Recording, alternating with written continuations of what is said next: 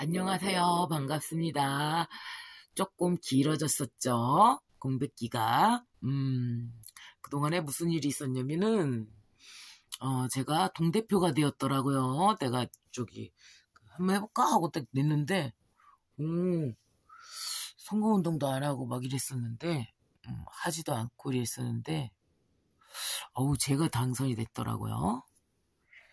전자투표, 막 요즘에, 직접 안 나와도 전자투표를 하죠. 우리나라가 아직 학벌이 좀 먹히는 세상이야. 제가 나갔는데, 됐네요. 당선이 됐네.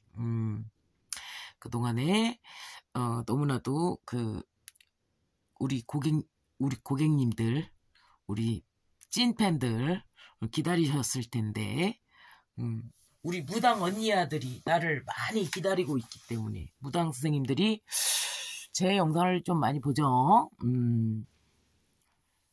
짠 하고 나타났습니다. 그동안 뭔 말짓을 하고 다녔냐?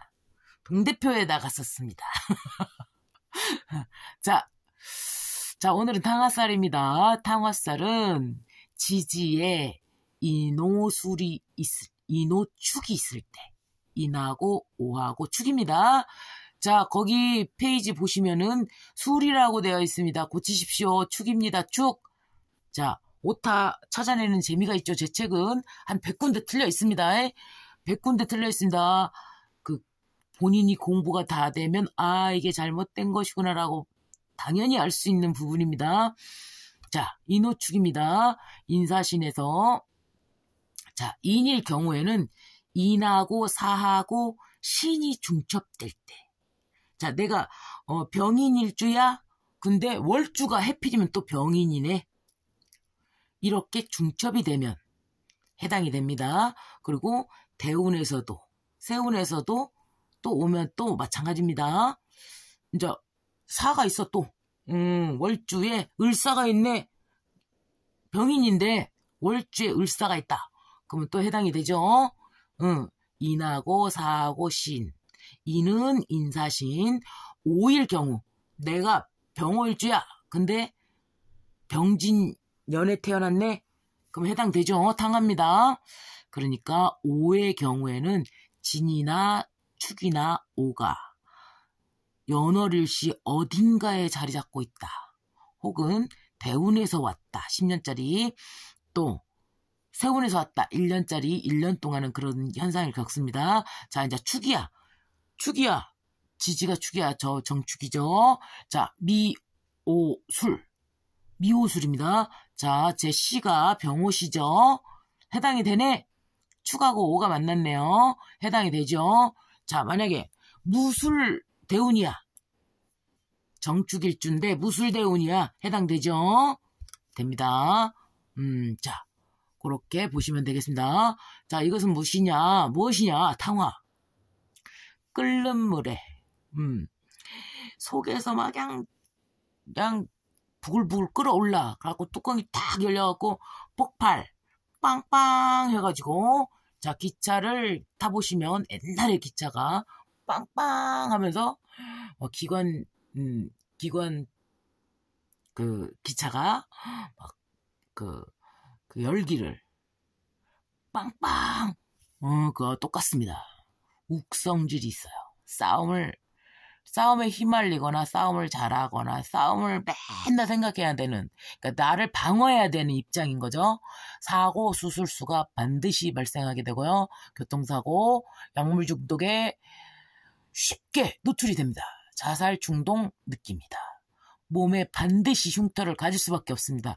화상이거나 사고이거나 수술, 그리고 막 넘어져가지고 찢어진 거, 꼬맨 자국, 막 이런 것 있죠. 그리고 된 자국, 그러한 수술들, 흉터들, 반드시 몸에 흉터를 남깁니다. 이때. 자, 이 사람들의 특징이 또 한 가지, 잔소리가 많습니다. 우는 소리를 해요. 예, 제가요.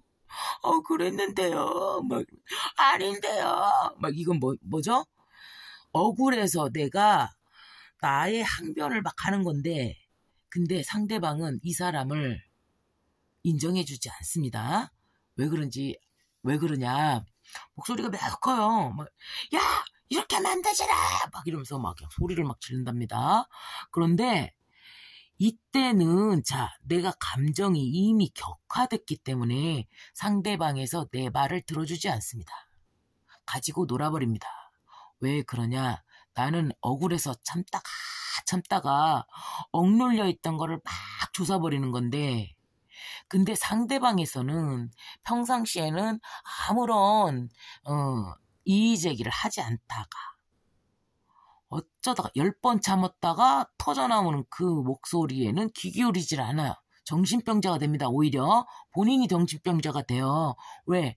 평상시에 이건 이렇게 저렇게 막 이러면서 이렇게 갔어야 되는데 성격 자체가 평상시에는 참아요. 자기가 그냥 다 감당을 한단 말이죠. 그러다가 마지막에 터져나오는 그거는 이제까지 그 10번 참았던 그것을 공을 쌓은 것을 깎아먹는 짓이지. 나의 억울함과 내가 그동안 참았던 것과 이 모든 것을 상대방은 결코 인정해주는 상황이 안 됩니다. 자, 탕화를 가진 분들은 이제부터 마음을 어떻게 먹으셔야 되냐면, 평상시에 내가 억누르지 말고 얘기를 해내는 연습을 해야겠다. 요렇게 하셔야 되죠. 바꾸고 싶으면 그렇게 하는 겁니다. 자, 2가지입니다. 인생을 바꾸고 싶다. 지금까지의 삶이 너무 힘들고 버거워서 바꾸고 싶다. 그럼 지금까지 했던 거를 바꾸면 됩니다. 행동을 수정하면 됩니다. 자, 어떤 동영상을 보시면 알 수 있죠. 자, 부를 때 여보 이렇게 부르잖아요. 그럼 상대방이 왜 불렀어? 이러는데, 자, 야 이렇게 부르잖아요. 야, 너 뭐 하냐? 너 설거지 다 했냐? 이렇게 물어보잖아요. 야, 딱 상대방이 어떻게 받아들이냐. 야라고 불렀을 때는 똑같은 대상인데, 야라고 불렀을 때는 쟤가 나하고 지금 싸우자는 거구나 해가지고 이미 방어 자세를 취하고 나오죠. 그렇지만 내 입에서 야라고 했냐? 여보 이렇게 불렀냐? 달콤한 목소리로 불렀다는 것은 내가 너한테 화낼 생각이 없어 이거잖아요. 그러니까 나도 싸울 생각이 없어거든요. 그러니까 본인이 어떤 말을 주로 평상시에 하는지를 잘 생각해 보시면 됩니다. 그 반대 방향에서는 똑같이 나옵니다. 내가 좋게 얘기했는데 저쪽에서 너 거지 같은 거 너 저리 가! 막 방어하면서 웃기고 있네. 네가 왜 나한테 그렇게 부드러운 목소리로 내? 이러면서 시비 거는 사람이 거의 없습니다. 100 중에 99는 없습니다. 1명, 또라이 같은 애, 내가 선택한 그 이상한 애, 걔만 내가 좋게 얘기해도 의심을 합니다. 예외인 것입니다. 나는 좋게 했는데도 쟤는 그렇게 받아들여. 이렇게 말할 필요가 없습니다. 내가 선택한 애가 이상한 애인 거야. 자, 이 사람들의 특징이 과민 반응을 합니다. 과민 반응이라는 것은 상대방이 악의를 가지고 한 말은 아니었어. 근데 나는 그 말을 듣고 욱합니다. 왜냐하면 나는 내 인생을 장기간 동안 봐왔고 나는 이거에 대한 피해의식이 있는 상태예요. 근데 갑자기 저쪽에서 너 예뻐 보여. 야, 너 살 빠진 것 같네? 막 이렇게 아주 사소한 말을 하더라도 자기는 살이 쪄가지고 지금 힘들어 죽겠거든? 그러니까 자기 기준이 정말 날씬했을 때를 기준으로 해가지고 자기는 살이 쪄가지고 지금 힘든 거예요. 그지만 상대방이 봤을 때는 뚱뚱한 모습만 봤어. 그리고 젊고 탄탄하고 그 살 빠졌을 때를 기억을 못해. 보지를 못했어. 그런 다음에 나를 봤을 때는 너가 최고로 뚱뚱했을 때보다는 날씬했다. 보기 좋다. 호감의 표현이거든요. 근데 이쪽에서는 나보고 참나 기가 막혀 죽겠네. 나보고 지금 살 빠졌다고? 너는 나를 도대체 언제 걸 기억하는 거야? 이러면서 혼자 기분이 나빠가지고 혼자 기분이 상합니다. 굉장히 과민한 반응을 해요. 저쪽에서는 나를 굳이 상하게 할 이유가 없었다면, 상황상, 정황상 굳이 그럴 이유가 없었다면 내가 과민한 것입니다. 자, 의심, 비관, 부딪힘, 후회, 본인을 많이 세상을 많이 의심하고요. 비관론에 빠지고요. 부딪힘이 많습니다. 후회를, 그때 이렇게 할 걸. 이때 저렇게 할 걸. 후회를 달고 삽니다. 그런데 후회라는 거는 없어요. 왜 그러냐면 이 세상은 너가 이번에 테스트 해준 그 선생님, 맨 처음 테스트 해준 그 선생님은 내가 잘못 대응을 했기 때문에, 조금 예쁘게 대응을 하지 못했기 때문에 그때는 후회가 남지. 후회가 남아야 돼. 그래야 다음에 고치죠. 두 번째는 조금 더 다르게. 세 번째, 다른 사람으로부터 그 비슷한 똑같은 환경이 왔을 때 내가 반응하는 게 달라지면 상황이 달라집니다. 그런데 이게 두 가지가 있다고 했죠. 한 가지는 본인이 그 삶이 만족스럽다. 그냥 그렇게 살면 됩니다. 똑같이. 본인이 원하지 않는 삶이다. 그러면 반응을 바꾸면 됩니다. 천천히 쭉 내려놓고, 저게 굳이 나를 찝으려는 목적이 아니었구나. 상대방이 얘가 어떻게 반응하느냐에 따라서 이쪽 상대방도 반응이 달라집니다. 그러니까 내가 어떻게 반응하느냐거든요. 근데 이 탕화를 잘 읽어보세요. 이게 잘 보시면은 식신인 사람, 배우자의 복을 못 갖고 나온 사람, 호구 성향, 코디펜던트 성향이라는 걸 알 수가 있습니다. 이 사람들이 되게 반듯하고 착합니다. 본인 기준에 의한 거죠. 우리나라에는 노예 교육이 굉장히 빡시게 들어가 있죠. 자, 일부종사, 불사이군, 막 이런 거 있죠. 자, 내가 한 남자만 섬겨야 되고, 두 임금을 섬기면 안 되고, 막 이런 것들, 노예 교육이죠. 자, 근데 본인이 나는 이 남자하고 끝내 살아보려고. 일부종사를 해보려고. 근데 일부종사를 할 사람이, 대상이, 벌어오지도 않고, 사랑을 표현할 줄도 모르고, 내 자식 귀한 줄도 모르고, 와이프가 귀한 줄도 모르고, 그런 대상이라고 쳐보세요.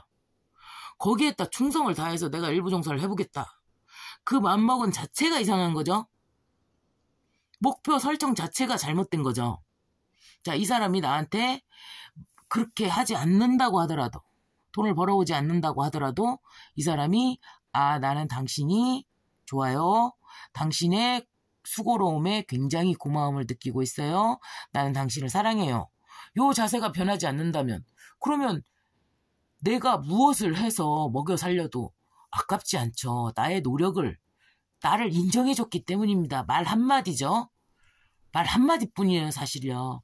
근데 대부분 이 식신의 남편이 식신이 노력한 거를 인정해주질 않습니다. 왜 그러냐. 그거를 인정해주면 자격지심에, 만약에 이걸 인정해주면 자기가 뭔가를 보상을 해줘야 된다거나, 자기가 받은 것을 뱉어내야 된다거나, 아니면 기가 하늘에 올라가지고 날뛸까봐 그런 이 쓰잘데기 없는 걱정을 하면서 이 사람의 고마움을 전혀 평가절하를 해버립니다. 그렇기 때문에 이혼까지 가게 되는 거예요. 근데 아니야, 나는 너가 고마워. 내가 능력이 없지만 너가 너무 고마워서 말이라도, 내가 밥이라도 한번 만들어 줘 볼게. 당신이 이렇게 노력하는데 내가 어깨라도 좀 주물러 줄게. 차라리 이렇게 인정하고 들어오면 그 사람들은 평생 갑니다. 서로의 부족함을 인정하고 받아들였기 때문이죠. 근데 그 상황이 안 됩니다. 왜냐? 탕화로 인해서 내가 억울한 거를 확 이렇게 하잖아요. 그러면 내가 10년 먹여 살렸는데 그 탕화 때문에 막 잔소리하고 막 이렇게 쏟아내버리잖아요. 그 10년 공이 나무아미타불이 돼버립니다. 도로아미타불이 돼버려요. 그러면은 땅바닥으로 떨어져서 저 사람은 나에 대한 고마움을 전혀 알지 못하는 상태가 돼버리는 것입니다. 그러니까 탕화를 고치고 싶다. 구조 자체가 이렇게 되었구나. 내가 해필이면 착한 남자를 좋아하는구나. 효심 강하고. 내 눈이 잘못됐구나. 내 눈을 찍어야죠. 화를 내려고 하면, 여기 물을 엎질렀다. 여기 한 번 더 닦으라고. 여기가 더럽구나. 어떻게 알고 여기다가 엎클어 줬다냐. 내가 보고 여기를 닦으라고 이거를 했구나. 요렇게 사고의 전환을 딱 이루시면은 화낼 일이 없어지죠. 자, 오늘은 탕화에 대해서 공부를 해보았습니다. 공부하시는데 도움되시기 바랍니다. 감사합니다.